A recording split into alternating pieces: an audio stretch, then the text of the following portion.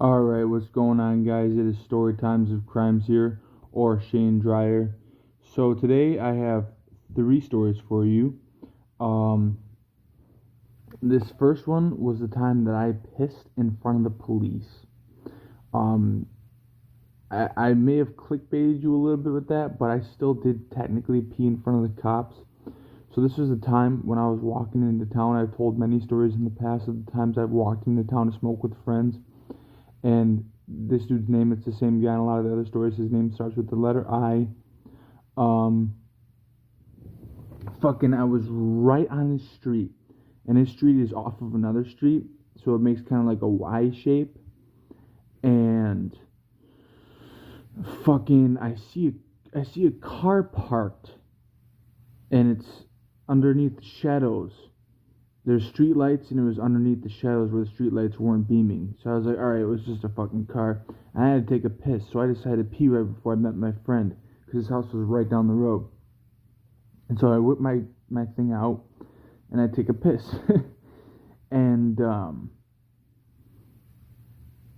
after I take my piss, I start walking forward, and I pass this car that I had seen. And I start hearing the roar of an engine from off in the distance.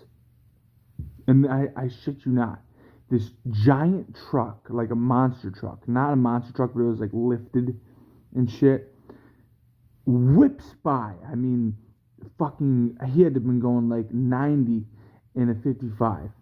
And next thing I know, I see lights flick on. And that's when I realized that that car that had been sitting there was a cop.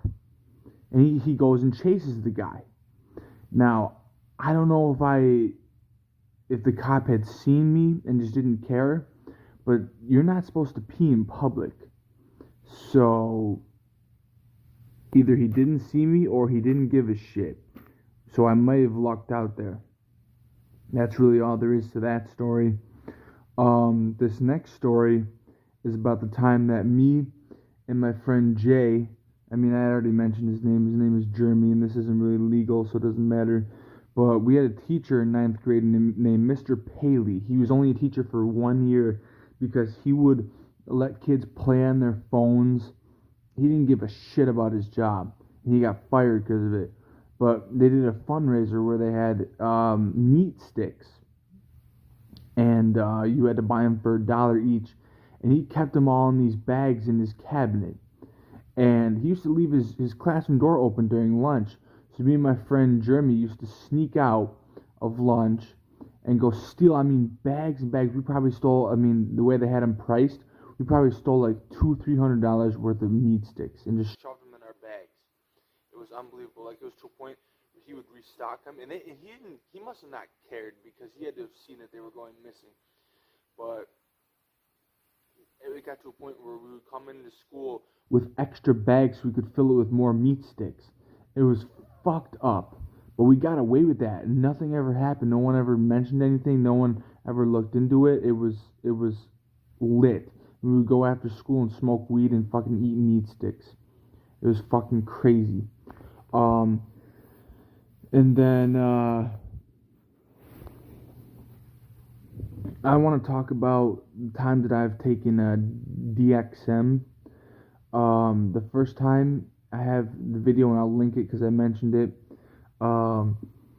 It showed me actually buying the box of what it's called triple C's, and it's these red pills, and you take a whole box. And I'm not suggesting you do this because these can kill you. There's acetaminophen in it, which can kill you.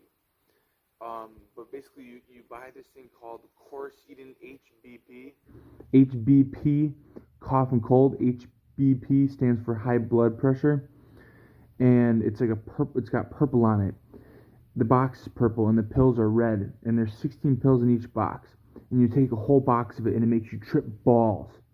I went over to the McDonald's right next to the Rite Aid after I bought triple C's. I had $16 in my pocket, and I fucking took all the pills. I bought three, because the box itself cost $12 and I had $4, so I bought 3 cheeseburgers, which are $1 each off the dollar menu, and fucking an ice water as well. And I swallowed all these pills, and I rode my bike around town for a little while, and on my way home, I just started tripping. And like DXM is a disassociative, and that's another reason why I suggest you should never take this, because it makes you irritable, it makes you violent, and it makes you like someone in a YouTube video described it the best way I can put it. It makes you, like, say you're in your house and you know that's your house and you feel comfortable in it. Well, because it's a disassociative, you no longer think that's your house, and it can do that to people you know too. So you no longer feel connected to those people, and that'll play in later. Um, but this one guy actually killed his wife, and when he called the police on himself, he said, "I took Quercetin, HBP, cough and cold." I mean, it makes you do fucked up things. I remember I was sitting in my bed, and the air conditioner kept, blowing the fuse because there was so much electricity being pulled from it. And I had to keep getting up and going to the garage to switch the switches in the fuse box. And fucking, I was just, I didn't even feel like it was in my body. Like, it makes you not able to be inside your own body. Not able to be inside your own body. It literally makes you feel like you're outside of your own body. It is fucked up. And it's a life-changing experience. And actually I have videos I'm not going to link, but they're on my channel. They're called, it was the DXM part 1 and 2, and there's also a video called Post DXM, because it makes you, like, question everything. It makes you question reality. It's just like shrooms and acid, except it's like the out-of-body experience is a lot more powerful. And I'm not trying to glorify this or say that you should do it in any way, but yeah. And these experiences I'm talking about were before I was in rehab. Or that experience, excuse me, not these experiences. That experience was before I was in rehab. Now, when I got into rehab, and when I got over to the halfway house, because when you graduate the rehab I'm at, it's a campus. There's a rehab and 2 halfway houses for boys and girls. And when you graduate, you can go to the halfway house. And at the halfway house, I was sneaking over to Tops. There were times where I bought Quercetin, HBP, cough and cold. Sorry, I struggle saying HBP. But I was going over to Tops buying it, and then eventually I was just stealing it, because at Tops you can just take things out of Tops. They don't have any like those sensors that go off if you don't pay for an item. So you can steal from Tops real easy. And I was stealing them. And eventually, when Tops ran out, I was going over to Rite Aid and Walgreens. And now Rite Aid and Walgreens has... And don't do drugs, kids, because it makes you fiend for it. Like, the triple C's, they make you fiend for it. Like, you want it. Like, once you're done tripping, you want more. It's a horrible experience, and I don't suggest anyone fucking do it.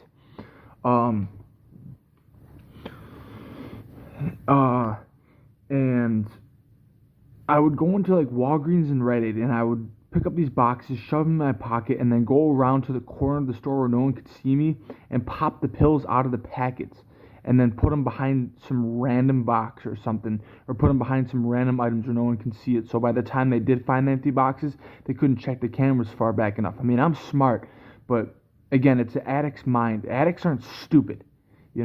Like in Narcotics Anonymous meetings, they say addicts are smart. Well, we are fucking smart.